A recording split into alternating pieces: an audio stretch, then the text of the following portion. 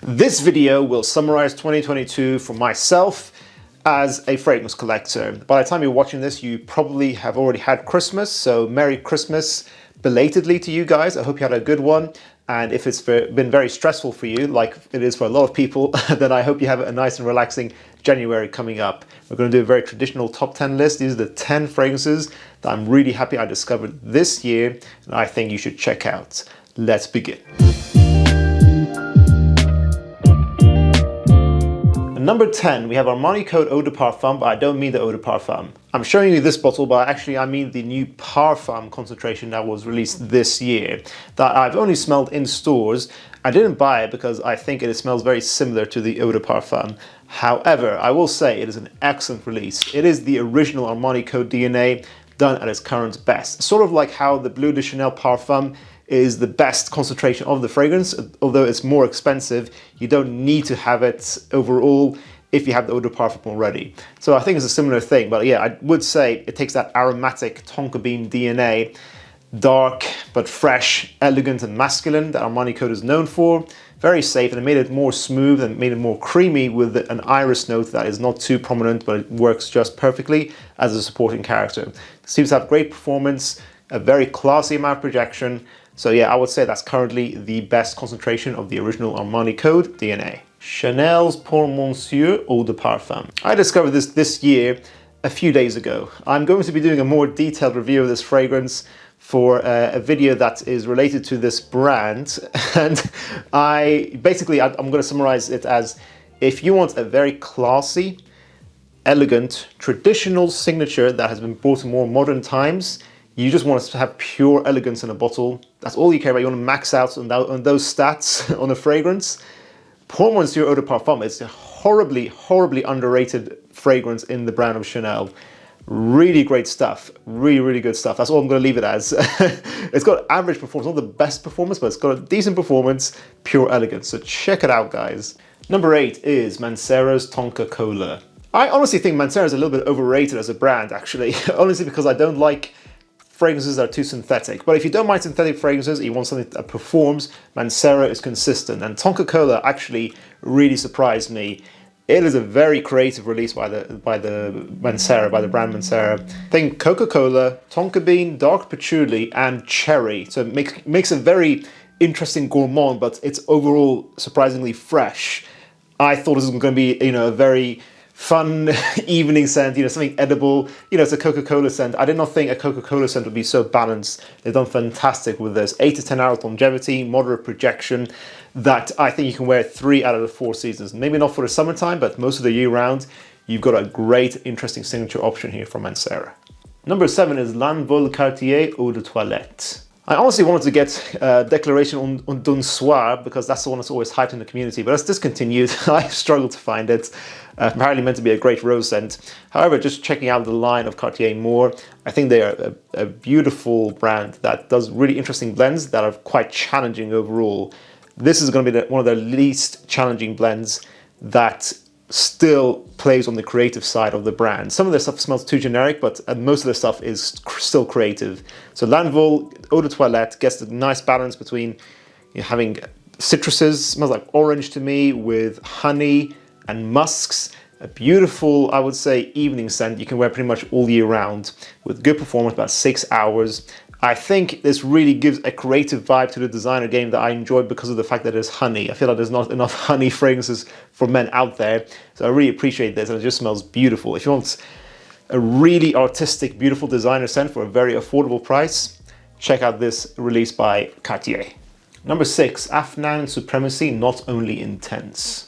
One of the better Aventus clones to be released recently. I think this actually smells like a combination of Aventus and Hashivat in the middle. So I think if somebody finally has been looking for a Hashivat clone all this time, Not Only Intense is great. It's got a great blend, pretty good longevity. I get maybe 6 to 8 hours, soft and moderate projection. It smells very high quality. It smells much higher quality than the price would suggest. Although maybe at the very end of the dry down, it's not as high quality, but overall, I think this is definitely a very solid release. Number 5, Naughton & Wilson's Bon Viveur. For transparency, this was gifted to me by Mr. Smelly, and I think this is one of my most complimented fragrances to date. This is a compliment beast, actually.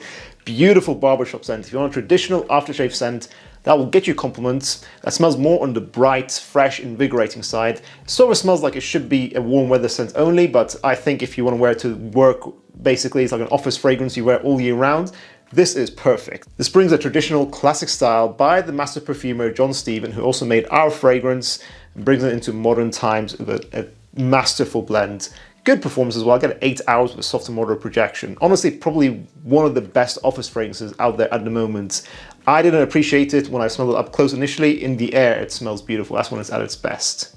Number 4, Amouage Reflection 45%. Also gifted to me by Max Aroma for a previous collaboration we did.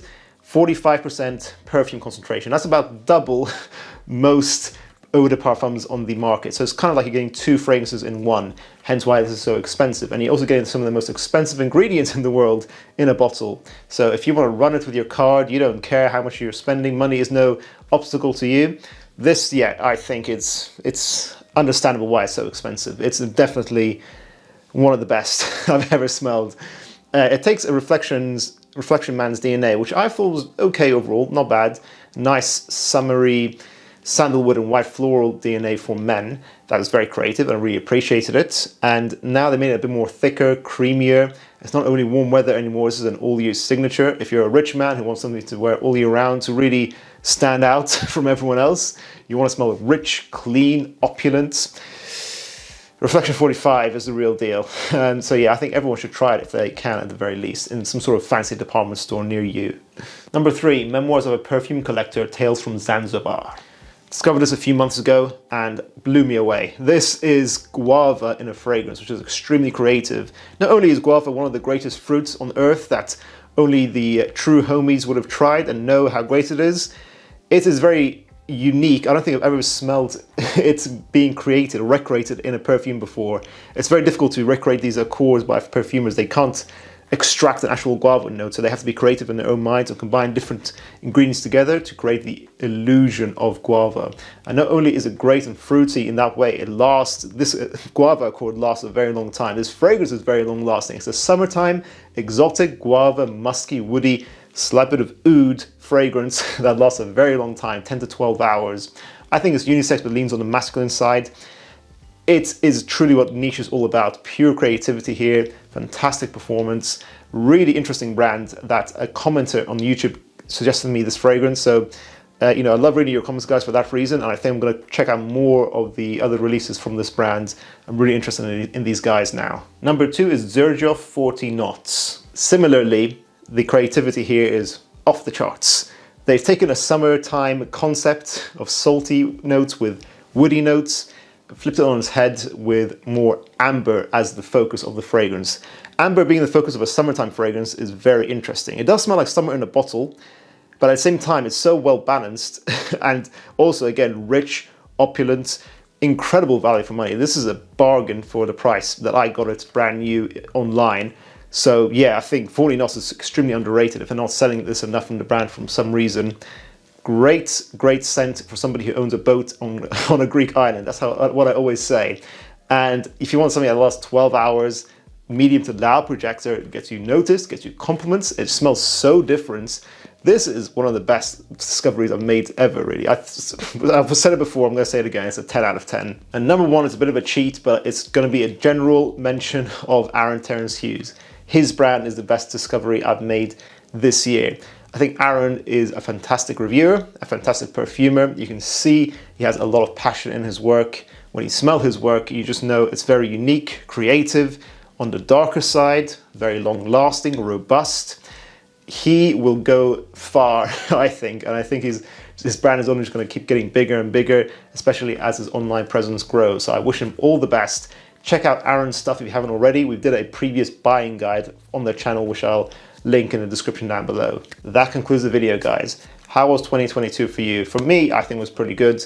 I've had a lot of ups and downs in life recently, but the best thing recently is that we created a fragrance brand for you guys, Atrium Fragrance, which we just about was able to be launched on this side of the calendar.